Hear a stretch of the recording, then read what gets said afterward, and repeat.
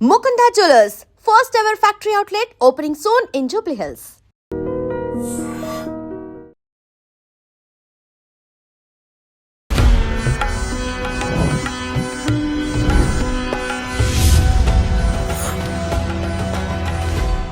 ఐడ్రీమ్ ప్రేక్షకులకు నమస్కారం. దైవానుగ్రహం కార్యక్రమానికి స్వాగతం. ప్రెజెంట్ మనతో ఉన్నారు త్రివర్ణ గురుపీఠం వ్యవస్థాపకురాలు, హీలింగ్ కర్మ గైడింగ్ సోల్ వ్యవస్థాపకురాలు, అలాగే ప్రముఖ ఆస్ట్రాలజర్ డాక్టర్ హరిత గోగినేని గారు. మాట్లాడదాం. నమస్తే అండి. నమస్తే శ్రీ. ఎలా ఉన్నారు? బాగున్నానమ్మా. సో కర్మ గురించి మీరు చెప్పేవి చాలా చాలా ఇంట్రెస్టింగ్గా అనిపిస్తూ ఉన్నాయి ప్రతిసారి మీ దగ్గరకు వచ్చినప్పుడల్లా. సో కర్మ గురించి నాకు ఇంకో డౌట్ వచ్చింది. ఫస్ట్ మనం పాస్ట్లో తీసుకుంటే కొన్ని యుగాల బిఫోర్ శ్రీకృష్ణుడు రాముడి నుంచి తీసుకుంటే అప్పుడు వాళ్ళు శాపం పెడితే మీరు ఈ జన్మలో ఇలా పుట్టాలి అని ఏదైనా శాపం పెట్టడం, ఆ నెక్స్ట్ జన్మలో వాళ్ళు కర్మను అనుభవించేవాళ్ళు.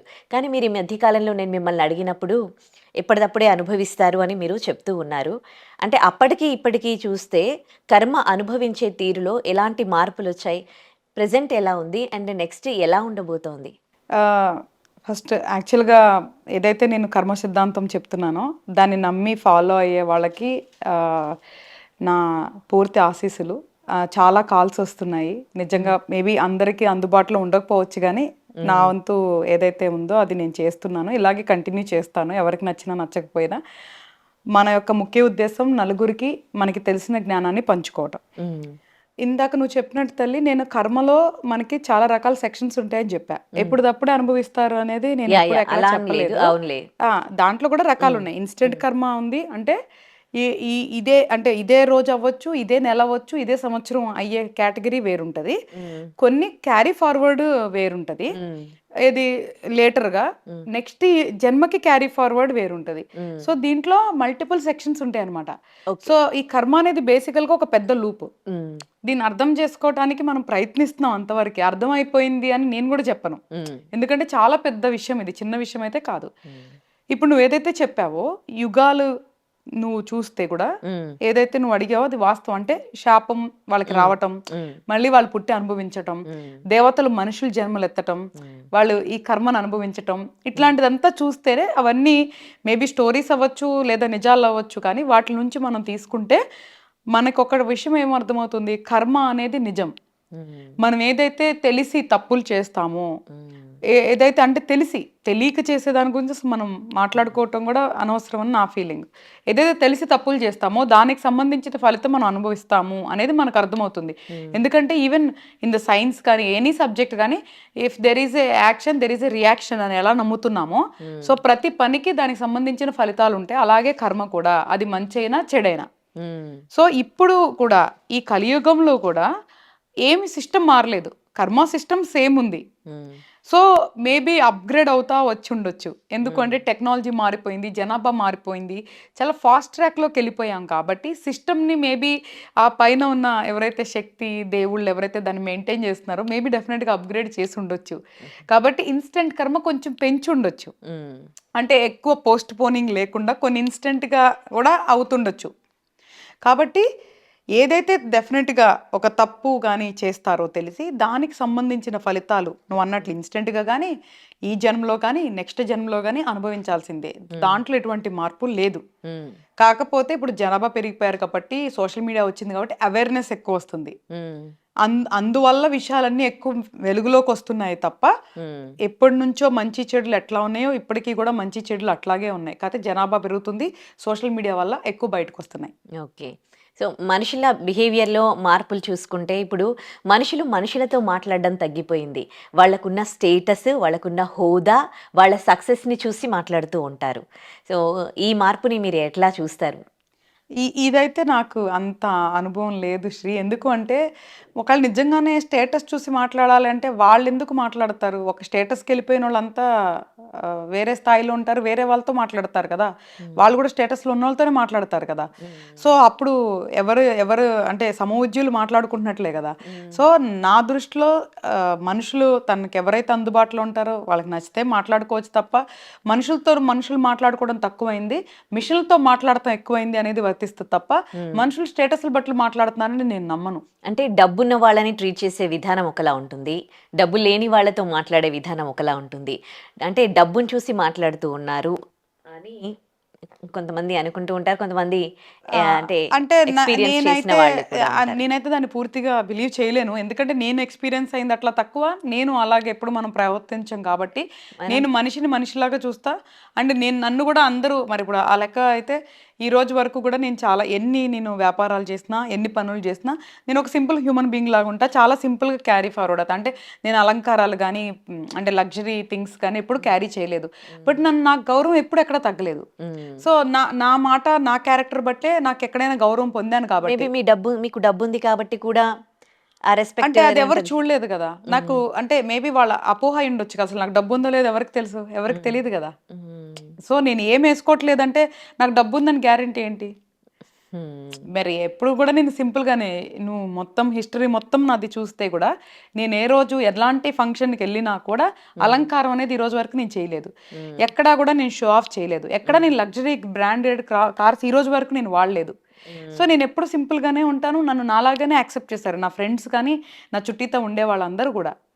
సో నేను ఈ రోజు వరకు డబ్బుతో నేను ఏ మనుషుల్ని కానీ ప్రేమలు కానీ నేను కొనుక్కోవడానికి నేను ప్రయత్నించలేదు, నేను కొనుక్కోలేదు.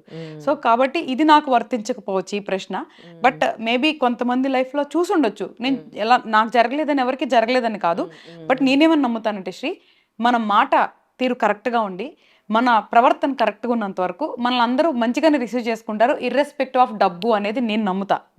అలా అని చెప్పి ఆ సందర్భాలు ఉండవా అంటే ఉంటాయి. చాలా సార్లు నేను కూడా విన్నాను, చుట్టాల్లో కానీ ఇట్లా కానీ డబ్బున్న వాళ్ళకి ఒకలాగా ఉంటారు, డబ్బు లేని వాళ్ళకి ఒకలాగా ఉంటారని విన్న మాట అయితే వాస్తవమే. కాకపోతే దానికి ఎందుకు మనం ప్రాధాన్యత ఇవ్వాలి? వాళ్ళు మాట్లాడితే మాట్లాడు, లేకపోతే లేదు, అసలు దాన్ని పట్టించుకోవడం కూడా అనవసరం అనేది నా ఫీలింగ్. అంటే డబ్బు ప్రియారిటీ గురించి ఒక్కొక్కరు ఒక్కోలా చెప్తూ ఉంటారు. అండ్ కొంతమంది కాదు, చాలామంది ఇప్పుడు డబ్బు వెనకాలే, డబ్బు అనేది చాలా ఇంపార్టెంట్ కూడా అయిపోయింది, డబ్బు లేకపోతే ఏమీ లేదు. అంటే మనకు హెల్త్ కావాలన్నా మనం ఏం తెచ్చుకోవాలన్నా కానీ అన్నింటికీ కూడా డబ్బు కావాలి. అయితే ఈ డబ్బు సంపాదనలో మనుషులు పరిగెడుతూ ఉన్నారు, వాళ్ళ నెక్స్ట్ తరాలకు కూడా సంపాదించి పెట్టాలి, ఆస్తులు కూడా పెట్టాలి అన్న క్రమంలో వాళ్ళు పడే తాపత్రయాన్ని, అంటే వాళ్ళు వెళ్ళేటప్పుడు ఏది పట్టుకొని వెళ్ళారని ప్రతి ఒక్క మనిషికి తెలుసు, అయినా కానీ అంత తాపత్రయపడతారు కదా. వాళ్ళు పడే తాపత్రయాన్ని గురించి మీరేమంటారు? దాన్ని ఎట్లా చూస్తారు మీరు? మనిషి ఎందుకు ఏం కట్టుకొని వెళ్ళము, మనము ఏం తీసుకొని వెళ్ళము అని తెలిసినాక కూడా ఎందుకు అంత కోరిక, ఎంత తాపత్రయం? అదే మనిషి శ్రీ, అదే మనిషి. దాని గురించే నేను ఎందుకే ఎన్నిసార్లు కూడా అదే చెప్తున్నా, మనం వచ్చినప్పుడు ఒక్కళ్ళమే వచ్చాం, పోయేటప్పుడు ఒక్కళ్ళమే పోతాం. ఈ సత్యాన్ని అందరూ అర్థం చేసుకోవాలి, గ్రహించాలి. మనం ఏమి తీసుకెళ్ళం ఇక్కడ. ఏదైతే బంధాలు ఉన్నాయో ఇవి కర్మానుసారం రుణానుబంధసారం వచ్చినవి, వాటికి మనం బాధ్యత వరకే తీసుకోవాలి, దానికి మించి తీసుకోకూడదు. పిల్లలు అంటే బంధం బాధ్యత వరకే, జీవితం అంతా వాళ్ళ మీద పెట్టేసేసి రేపు వాళ్ళు వదిలేసి వెళ్ళిపోయారనో, లేదో వాళ్ళు చూసుకోలేదనో, తిరిగి ఇవ్వలేదనో బాధపడుతూ అన్నెసరిగా క్రియేట్ చేసుకున్నారు. అంటే లేనిపోని సమస్యలను, లేనిపోని మానసిక సమస్యలను క్రియేట్ చేసుకుంటున్నారు. కాబట్టి ఎంతవరకు సంపాదించాలో అంతవరకు సంపాదించాలి, ఎంతవరకు ఉండాలో అంతవరకు ఉండాలి. ఏ బంధంలో అయినా ఎంతవరకు ఉండాలో అంతవరకే ఉంటే ఎటువంటి సమస్యలు ఉండవు. ఏదైతే మనం ఎప్పుడు కూడా మితంగా తింటే సమస్యలు ఉండవు అని ఎట్లా అంటామో, ఈవెన్ బంధాల్లో కూడా ఎంతవరకు ఉండాలో అంతవరకే ఉంటే సమస్యలు ఉండవు.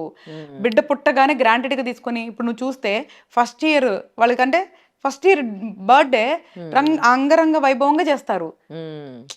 ఆ బిడ్డకి ఏం తెలీదు, ఆ బిడ్డకి ఏం గుర్తుండదు, ఎందుకు చేస్తున్నావు? పోనీ ఒకవేళ ఆ బిడ్డకు ఉన్నప్పుడు వాళ్ళ 10 మంది స్నేహితులను, 20 మందినో 30 మందినో పిలిచి నువ్వు చేస్తున్నప్పుడు వాళ్ళకి మెమోరీస్ ఉండే, ఫోటోల్లో తప్ప అప్పుడు చేస్తే ఎందుకుంటే వాళ్ళు ఏం అడగరు బేసికల్గా.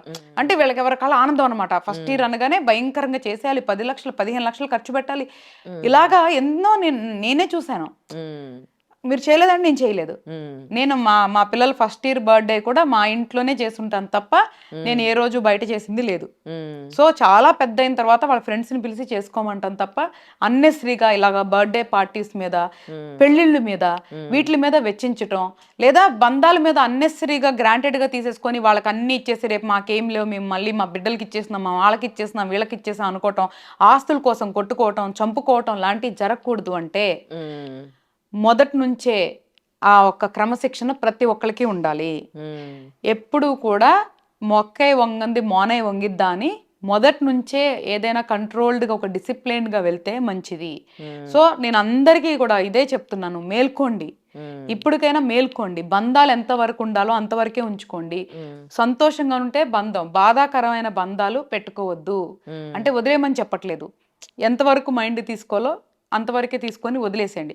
అనవసరమైన ధనాన్ని వెచ్చించి అప్పులు పాలైపోయి చాలా మంది కూడా అప్పులు చేసి పెళ్లిళ్ళు చేస్తూ ఉంటారు. ఒక పూట తినెళ్ళిపోయి రెండో రోజు ఎవరు గుర్తుంచుకోరు. ఎందుకు? వాళ్ళు మళ్ళీ వచ్చే వాళ్ళందరూ సంతృప్తిగా తినే పొగిడెళ్తారా? వాళ్ళ మనసులో ఏమేమి ఉద్దేశాలు ఉంటే ఎవరికి తెలియదు. షో ఆఫ్ అనమాట. ఈ షో ఆఫ్ అనేది మనుషులు తగ్గించుకోవాలి.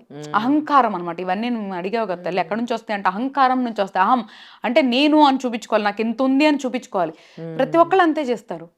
రీసెంట్ గా నాకు బాగా క్లోజ్ గా ఉన్న వాళ్ళు ఈ వీడియో చూస్తారు లేదో నాకు తెలియదు కానీ అహంకారంతో వాళ్ళు ఒక పెళ్లి చేస్తా అందరికి చూపించుకోవాలి అని చెప్పేసి మాట్లాడే వాళ్ళందరినీ పిలిచి లేనిపోయిన గొడవలు, లేనిపోయిన శాపనార్థాలు, అన్నెసరీ ఇష్యూస్ క్రియేట్ చేసుకున్నారు.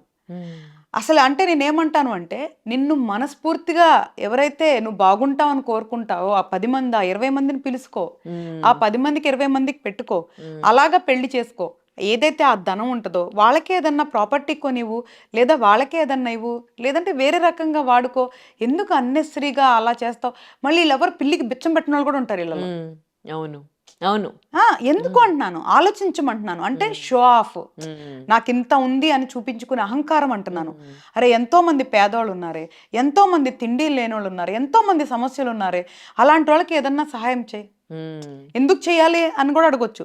మాకేమి రైట్ లేదు నువ్వు చెయ్యి అని, చేస్తే బాగుంటది కదా అని సలహా, ఉచిత సలహా కాబట్టి ఇవ్వచ్చు. అదే అన్ని కోట్లు లక్షలు ఒక పూట ఖర్చు పెట్టుకునే బదులు దానివల్ల ఎన్నో కుటుంబాలు బాగుపడతాయి కదా. ఒక కడుపుని మనం ఏదైనా కొనుక్కున్న దానికంటే ఎవరికైనా ఏదైనా కొనిచ్చినప్పుడు వాళ్ళు సంతోషపడతారు కదా, ఆ ఆనందం మనకి ఎంత బాగుంటుందో, చాలా బాగుంటుంది. ఒకరి కడుపు నింపితే వాళ్ళ ఆశీర్వాదం గాని. ఇప్పుడు లేటెస్ట్ గా జరుగుతుంది కదా శ్రీ, చాలా మంది పుట్టినరోజులకి ఈ రోజు రేపు వీడియో కోసం అనుకో, లేదా వాట్ ఎవర్ దానికో ఆర్ఫనైజ్ అనాథాశ్రమాలకు వెళ్ళి సెలబ్రేట్ చేసుకుంటున్నారుగా. ఒక పూట వాళ్ళందరూ ఎంత సంతోషంగా ఉంటున్నారు, ఎంత బ్లెస్సింగ్స్ వస్తాయి. అవి స్వచ్ఛమైనవి. అలాగే పెళ్ళిళ్ళకి కూడా నెక్స్ట్ అప్గ్రేడ్ అయ్యి అన్నెసరైన ఖర్చులు పెట్టకుండా నీకు కావాల్సిన వాళ్ళు, తెలిసిన వాళ్ళు, నీ మంచి కోరుకునే వాళ్ళు 100 మంది అవని 200 మంది అవని వాళ్ళ వరకు పెట్టుకొని మిగతా అదంతా కూడా ఎవరికన్నా ఇస్తే కానీ ఇలాగా అలా చేస్తే బాగుంటది కదా అనేది నా ఉద్దేశం.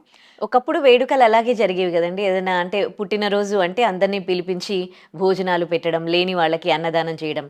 కానీ ఇప్పుడు అన్నదానం పేరిట ఏం జరుగుతుంది అని అంటే, మొక్కుకుంటారు మొక్కులు, దేవుళ్ళ దగ్గర గుళ్ళల్లో అన్నదానం అంటారు. వాళ్ళ రిలేటివ్స్ని వాళ్ళని పిలిచి వాళ్ళకి అది అన్నదానం ఎట్లా అవుతుంది, మళ్ళీ అక్కడికి వచ్చే బిచ్చగాళ్ళకి వస్తుంటే నడు వెళ్ళు అని అంటూ ఉంటారు. నాకు అనిపిస్తూ ఉంటుంది, ఏంటి ఇది అన్నదానం అంటారా? అన్నదానం అంటే లేని వాళ్ళకి కదా పెట్టాలి అని. ఎగ్జాక్ట్లీ, మంచి పాయింట్ చెప్పావు. ఇదే అందరికీ తెలుసుకోవాల్సిన విషయం. అన్నదానం అని చెప్పి అందరికీ ఉన్నోళ్ళకే పెడతారు. వాస్తవానికి అన్నదానం అంటే ఏంటి అంటే, కడుపు నిండినోడికి పెట్టేది అన్నదానం కాదు. ఆ అన్నం విలువ తెలిసి లేనోడికి పెట్టేదే అన్నదానం అంటే. ఎవరికి దానం చేయాలి? ఎవరికైతే అన్నం కూడా లేని పరిస్థితుల్లో ఉన్నారో, ఎవరికైతే గడవట్లేదు అలాంటి వాళ్ళకి పెడితేనే దానివల్ల ఉపయోగం ఉంటుంది. లేదా చిన్న చిన్న పనులు చేసుకునే వాళ్ళు ఉంటారు. ఫర్ ఎగ్జాంపుల్, మన పీఠంలో మనం రోజు అన్నప్రసాదం పెడతాం. ఇప్పుడు మనకి 45 మంది దేవుళ్ళు కదా, సో మనకి ఎంతైనా మనకి చాలా ప్రసాదం అవుతుంది. మనం ఏం చేస్తాము, ఇక్కడ పని చేసుకునే వాళ్ళకో ఎవరికైనా లేని వాళ్ళకో తీసుకెళ్ళి రోజు పంచుతూ ఉంటారు. అట్లాంటి పని చేయాలి తప్ప ఉన్న వాళ్ళకే పెట్టేసుకుంటే ఎందుకు? నీకు ఆ టైంలో పోనీ ఎవరికన్నా అతిథులు వచ్చారు వాళ్ళకి పెట్టుకున్నా తప్పలేదు. సో అన్నదానం యొక్క నువ్వు చెప్పినట్లు పద్ధతి కూడా మారిపోయింది. అన్నదానం అంటే లేని వాళ్ళకి పెడితే దానివల్ల ఎంతో కొంత పుణ్యం వస్తుంది. వాళ్ళు తిన్న తర్వాత అన్నదాత సుఖీ భవ అని వాళ్ళు ఏదైతే సంతృప్తిగా చెప్తారో దాని నుంచి యూనివర్స్ నుంచి బ్లెస్సింగ్స్ వస్తాయి. అంతే తప్ప కడుపు రోజు తినే పరమాణం తినేవాడికి నువ్వు పరమాణం పెడితే వాళ్ళు ఎందుకు నేను బ్లెస్ చేస్తారు? కరెక్టే. పెళ్ళిళ్ళల్లో కూడా అంటే 10లు 20లు కాదు 100 రకాల వంటలు వండుతారు. అందులో జస్ట్ కొంతమంది టేస్ట్ చూసి పడేస్తూ ఉంటారు. ఎంత భోజనం వేస్ట్ అయిపోతుందో అది చూసినప్పుడు కల్లా కూడా బాధ అనిపిస్తుంది. ఏంటి ఒకప్పుడు కూర్చొని వడ్డించే సిస్టమ్ ఉండేది. ఇప్పుడు బఫెట్ సిస్టమ్ అని అన్నీ నిలబడి ఇష్టం వచ్చిన అవి సరిగ్గా తిన్న తృప్తి కూడా ఉండదు. అవి కూరగాయ వంటలు అవన్నీ కూడా. అదే అహం అంటే. ఎందుకు అహం అంటే వాళ్ళ దగ్గర డబ్బు ఉందని చూపించుకోవడానికి 100 రకాలు తప్ప ఒక మనిషి ఎన్ని తినగలడమ్మా? 5 రకాలు టేస్ట్ చేయగలడా? 10 రకాలు టేస్ట్ చేయగలడా? ఇన్ని రకాలు టేస్ట్ చేసేసరికి ఎంత మనిషికైనా కడుపు నిండిపోతుంది. ఎందుకు అన్ని రకాలు? సో ఇదే మారాలి. మనుషులు ఒక్క ఏదైతే ఆలోచన పద్ధతి ఉందో అది మారాలి. అహం అనేది మారాలి. మనం పుట్టాం, ఏది తీసుకెళ్ళాం, ఆస్తులవని వస్తువులవని ఏది తీసుకెళ్ళాం, అది మన కుటుంబం అయినా బయట అయినా సరే ఎంతో కొంత మనం బాధ్యతగా ఉండాలి. కుటుంబంలో వాళ్ళకి మనం ఏం సమకూర్చాలో అవి సమకూర్చుకొని సమాజంలో ఎలా ఉండాలో అలా ఉండి ఏదైనా మనం చారిటీ వర్క్స్ చేయాలనుకుంటే చేసి ఒక మనిషిగా మన యొక్క జీవితానికి ఒక పరిపూర్ణమైన విలువను మనం తెచ్చుకోవాలి. ఇది గౌరవం అంటున్నాను. నేనైతే మనుషులు క్యారెక్టర్ వల్ల వాళ్ళకి గౌరవాలు వస్తాయి తప్ప డబ్బు వల్ల వస్తాయి అంటే నేను నమ్మను. మేబీ నువ్వు అన్నట్లు వాళ్ళ ముందు అలా నటిస్తారేమో తప్ప వెనకాల మాత్రం వేరేగానే మాట్లాడుకుంటారు. సో సాదాసీదా మనుషులు మన చరిత్రలో ఎంతో మంది ఉన్నారు, చరిత్రకి ఎక్కిన వాళ్ళు.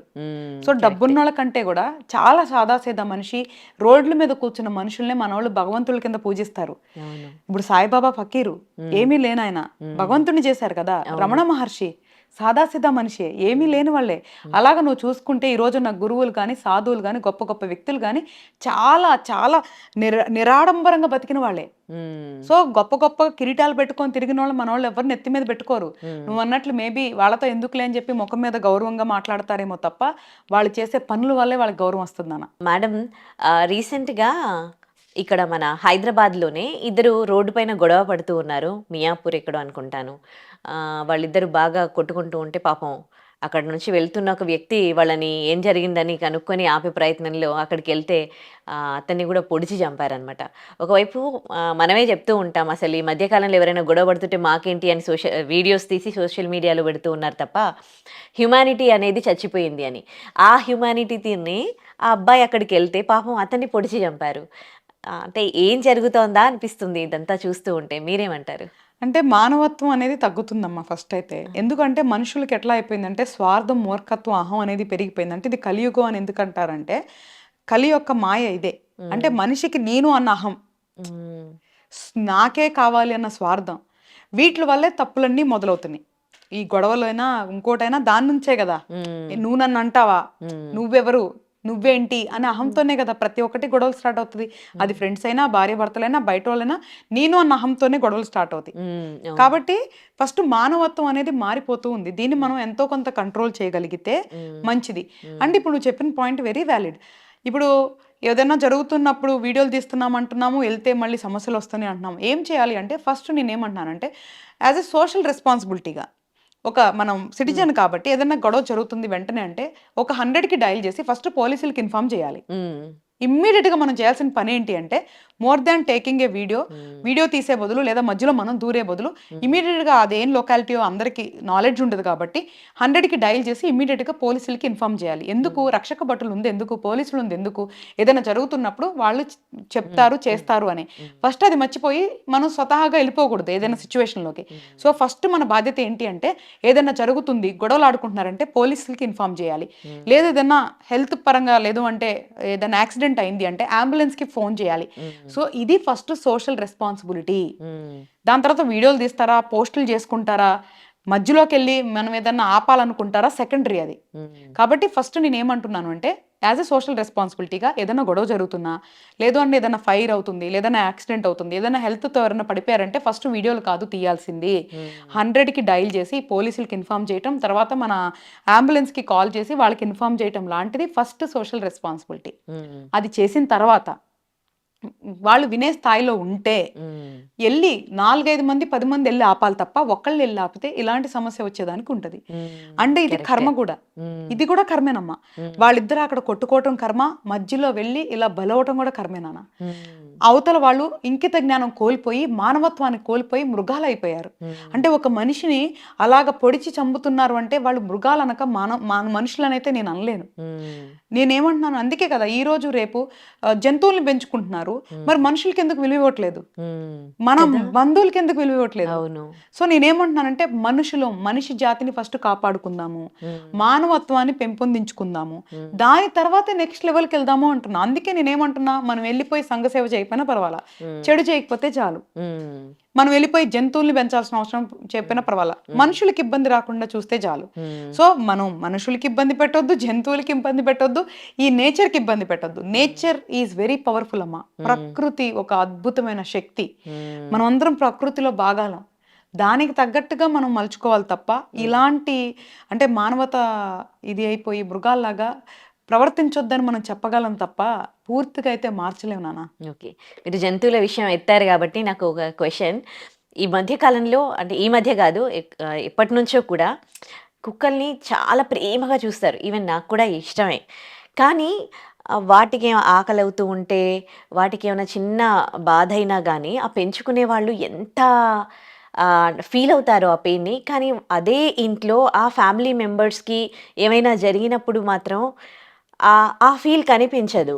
అంటే హ్యుమానిటీ అనేది లేదా వాళ్ళలో ప్రేమ, కుక్క మీద ఉన్న విశ్వాసం, కుక్క మీద ఉన్న ప్రేమ మనుషుల మీద లేకుండా అవుతోంది. సో దీన్ని ఎట్లా చూడాలి అంటారు? ఇది కొంచెం మానసిక స్థితికి కూడా సంబంధించింది శ్రీ. అంటే నీకు ఇష్టం అన్నావు, అయినా సరే నేను నిజమే మాట్లాడాలి కాబట్టి చెప్తున్నా. అవి మాట్లాడవు కదా, అవి నిన్నేం డిమాండ్ చేయవు, నిన్నేం అడగవు, నీ దగ్గర నుంచి ఏంలా, నువ్వు ఎట్లా అంటే అలా అవి బొమ్మల్లాగా బిహేవ్ చేస్తే నువ్వు పెడితే తింటాయి.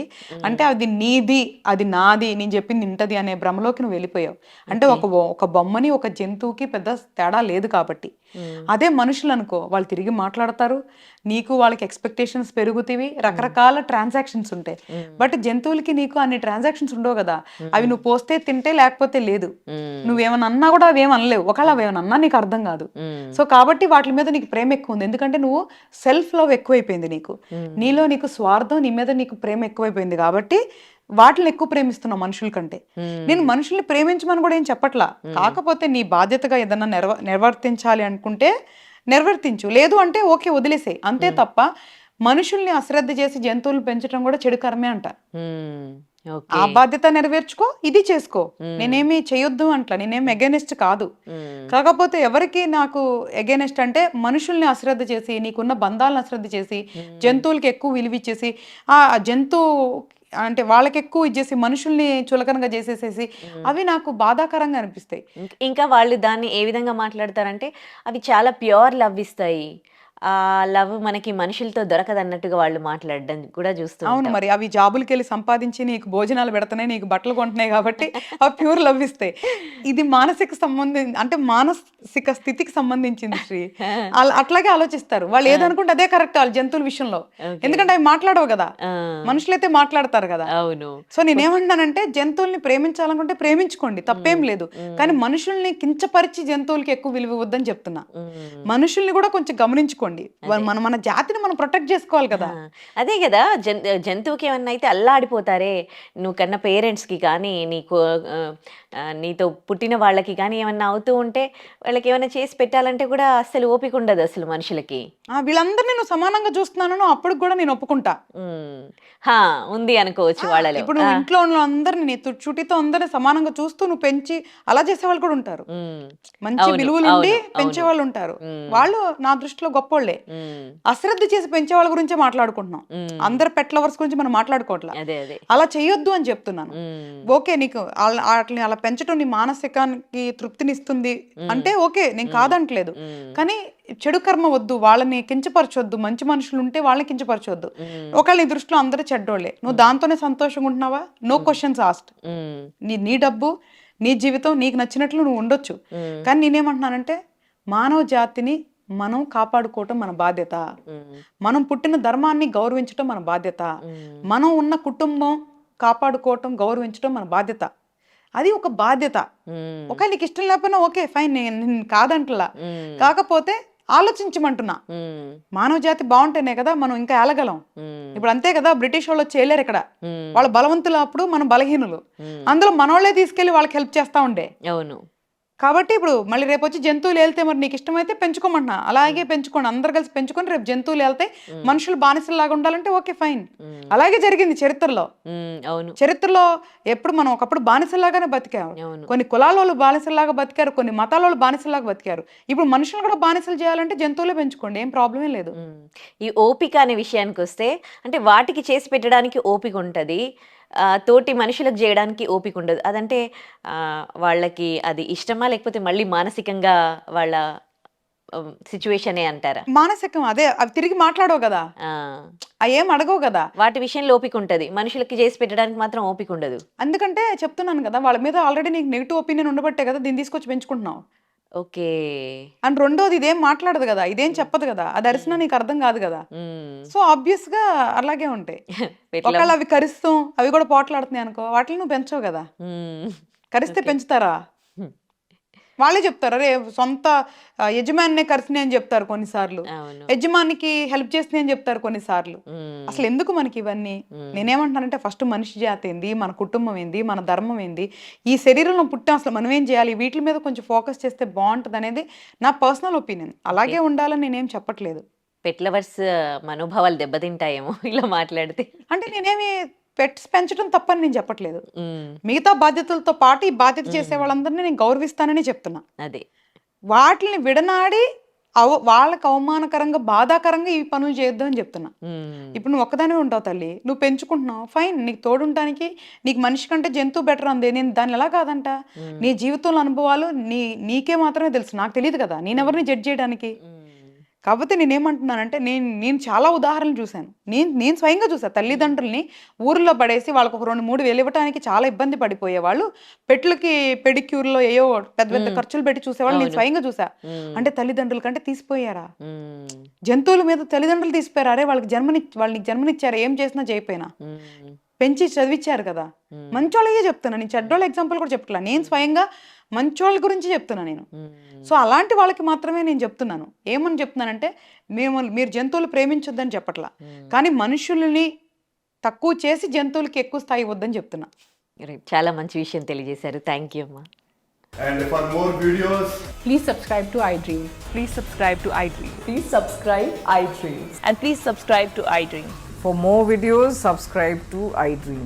please like, share and subscribe to the channel. Congratulations, iDream. Subscribe to iDream. Subscribe to iDream. So subscribe to iDream Media. iDream team అందరికి huge congratulations. Please subscribe iDream Media. Please subscribe to iDream. Subscribe iDream. Please subscribe to iDream. iDream అంటే నా కళల ఛానల్ను subscribe చేసుకున్న నోరు తిరుగుతలేదు, మీరైతే గంట గుర్తు కొట్టండి. For more such videos, please subscribe to iDream. Subscribe to iDream. Please subscribe to iDream. Please subscribe iDream Media. Please do subscribe to iDream. Please subscribe to iDream Media. For best entertainment and information, please subscribe iDream. And don't forget to subscribe to iDream.